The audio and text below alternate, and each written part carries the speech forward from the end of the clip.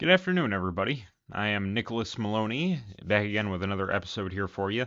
Today, I'd like to talk about something that's I've taken a lot of great interest in, but it's also kind of seemed to flow under the radar in the minds of quite a lot of people, certainly in the minds of many in our news media.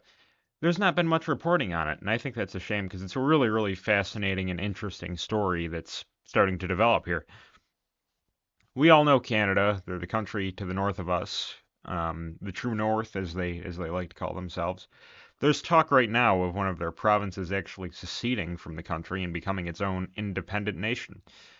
This is a very, very fascinating story indeed, and we're going to get into it here. We have this new article from the National Post. Alberta separatists boast cabinet-level meeting with Trump administration. Three men from Alberta gathered in a government building in Washington, D.C. this week to meet with cabinet-level U.S. officials about the potential for American support of an independent Alberta.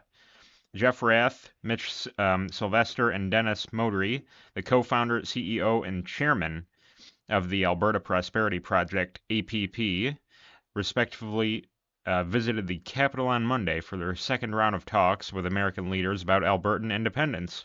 The APP, an educational organization that promotes sovereignty, had its first meeting with the Americans back in April. So again, this has kind of been developing for a while. And these folks who run the Alberta Prosperity Project, which is sort of like the separation movement, uh, they're engaged in talks with the current administration, with the Trump administration.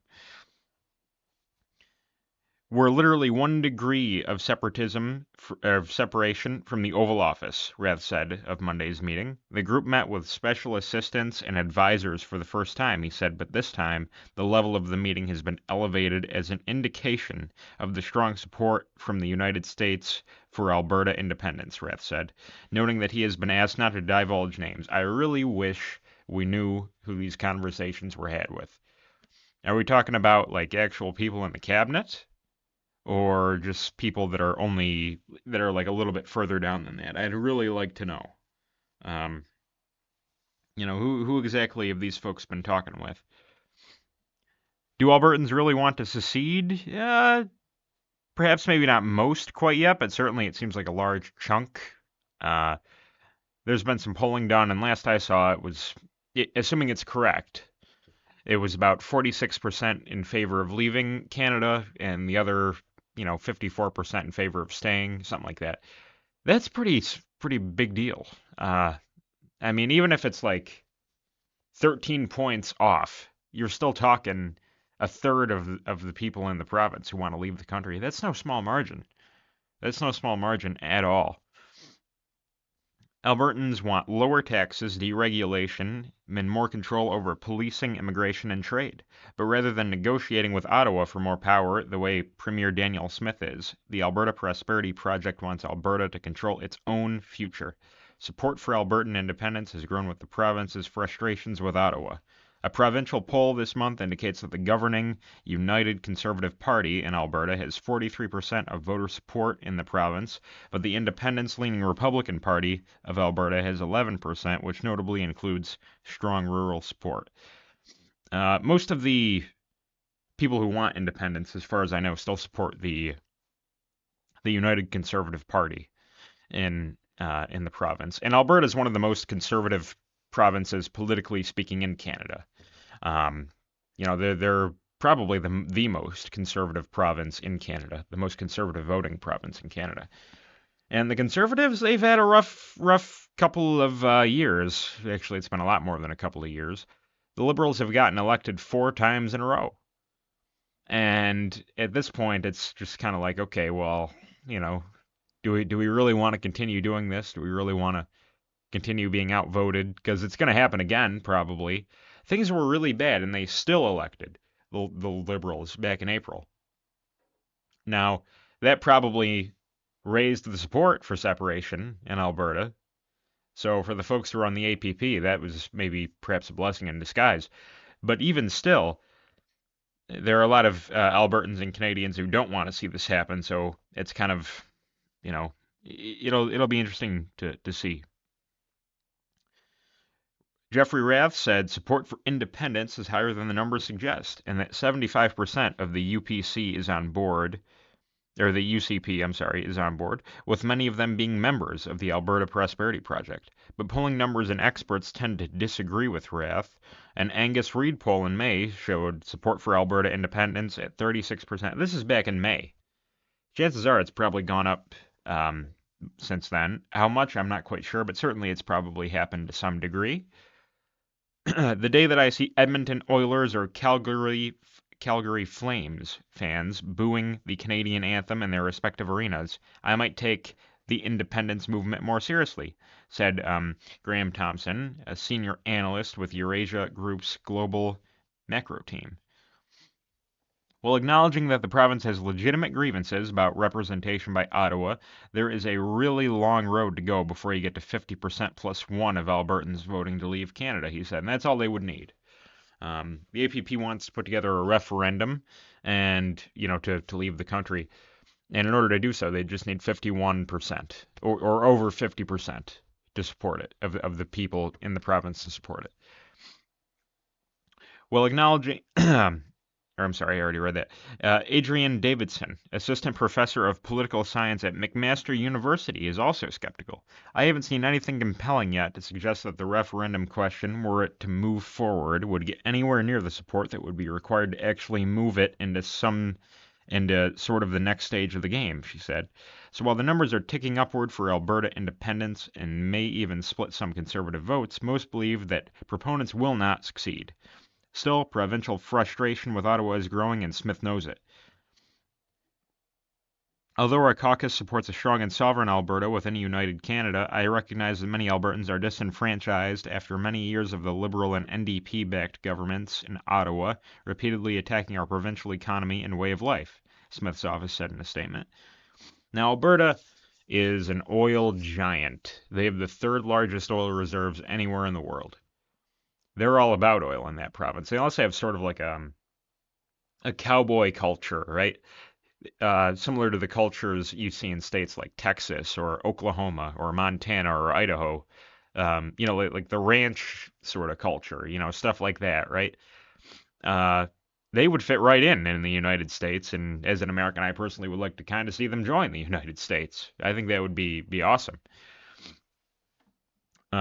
But of course, in order to do that, they'd have to become an independent country first, and it's shaping up to be a very, very interesting thing. This is not the first time that a province in Canada has tried to separate. In fact, Quebec, which is kind of like the oddball province in Canada, because it's basically French, it's all French. They tried to do it back in the 90s, and they got really darn close. I think it was like less than a percentage point away from being successful. They got like 49.6%, I think that's correct, or 49.4%, something like that, in favor of leaving. That's a big deal.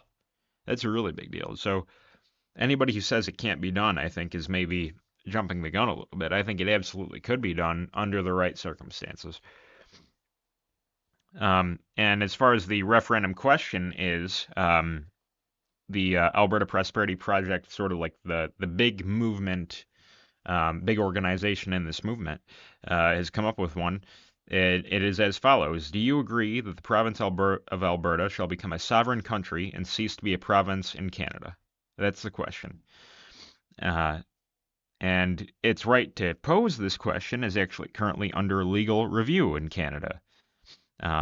Justice Colin Fisby ruled that the constitutional review must proceed before the referendum question can be approved, and the review is scheduled for November. They're trying to postpone this, and they're going to try and stop it. Which is interesting, because the rest of Canada kind of looks down on this province. Maybe not the rest of it, but certainly the provinces in the east certainly do, like Ontario and Quebec certainly do. The other western provinces are kind of looked down on as well, and it's a real big issue for Canada. These provinces do not have equal representation. You think of our Senate and the way that it works. Each state gets 2 senators, right? In Canada, that's not how it works. Alberta has more population than some of the eastern provinces in Canada. Like, I believe I think Nova Scotia, for example, or New Brunswick, Alberta only gets 6 senators, but like province with a smaller population in the eastern part of the country gets more for some reason, and they don't even have the same kind of resources or valuables or whatever beneath the soil. It's just kind of it's an institutional fault that has always kind of existed in Canada. Yeah. As Premier Smith has gone around in the Alberta Next panels, these are panels that she's kind of held since the election back in April. Premier, by the way, is kind of like the Canadian equivalent of governor. She's kind of like the governor of Alberta. If you're an American like me, that's kind of how maybe you want to think about it. Smith has gone around in the Alberta Next panels. She does not seem to have any real appetite for a broader sovereignty conversation insofar as Alberta removing itself from Canada. Yeah, she seems kind of like she is not entirely on board with it. She's kind of like not against it, but not on board with it. She's kind of walking a tightrope. And it'll be interesting to see how this sort of situation develops. As far as the American position here, Rath and his colleagues are very excited by the Trump administration's early expressions of support for Alberta independence, adding that the U.S. government values Alberta's oil and gas development, as we certainly do and should, because it's very, very good and very important. And, yeah, I think it'd be great to have him be a part of the country if we ever get to that point. But, being an independent country is certainly a good start. And Trump has yet to sort of mention Alberta by name, really, in any sort of significant matter. You may remember earlier on in the year, he was talking about like the whole 51st state thing. Canada should be the 51st state, should be the 51st state. He actually mentioned it yesterday when he gave a speech to military leadership. We could take a look at that really quick. He hasn't mentioned it in a little while, and he kind of like just brought it back today. So he's still probably thinking about it. Billions of dollars in modernizing our nuclear deterrence capabilities like never before. And we've begun construction on what we call the Golden Dome missile defense shield. It'll be the most sophisticated in the world. You watched it do well until they had some problems at the end with a little bit of a lack of ammunition, defensive ammunition, but they've got that taken care of. But I tell you, it's what we're doing is so good, and we deserve it. We help other countries with it. We don't have it ourselves. And Canada called me a couple of weeks ago. They want to be part of it. To which I said, well, why don't you just join our country? You become 51, become the 51st state, and you get it for free. Right. So I don't know if that made... I mean, he's still kind of going at it, right? One thing about Trump is he always kind of seems like whenever he makes a deal, he starts from like a ridiculous, starting point. Like he'll ask for way too much that it's to the extent that it's like unreasonable. And then he'll just kind of like work his way down to the thing he actually always wanted to begin with. So that way it doesn't seem as outrageous. So, we don't need all of Canada. We'll just we'll settle for Alberta. That'll be good enough, right? I think that's hilarious. And maybe that is what he's trying to do here. It also might just be the fact that he's trying to make fun of the fact that in a lot of ways, at least maybe from his point of view, Canada's already the 51st state because they rely on us for so much stuff. One of the reasons why Canada's able to have all of these nice little social programs like, the health care and all the other nice things that everybody always talks about. Liberals in the United States love talking about stuff like that. One of the reasons why they're able to have all that stuff is because they don't have to spend money on defense or worry about that sort of thing as much because they know that we're going to bail them out if anything happens. Canada kind of takes advantage of us in a lot of ways. They know that if they ever get attacked, Uncle Sam is going to come and bail them out. So they figure, well, we don't have to spend this much. We can send the money other places. The United States is going to take care of it, and we will. So they're not wrong in that. It's just kind of, for us, it kind of sucks because we're always paying for stuff. So it'll be interesting again to see exactly how this works out. The Alberta Prosperity Project has its own website here. They've got the program up and running, and the conversations with the administration appear to continue. It'll be really interesting to see if the administration comes out and starts to talk about Alberta by name or other specific provinces in Canada. It'll be very, very interesting to see. And I've been following this for a little while now, and I will continue to do so. And I'll be sure to let all of you know if anything interesting happens with it. It's very, very, very interesting. Really quick before we go, we can take a look at this clip here.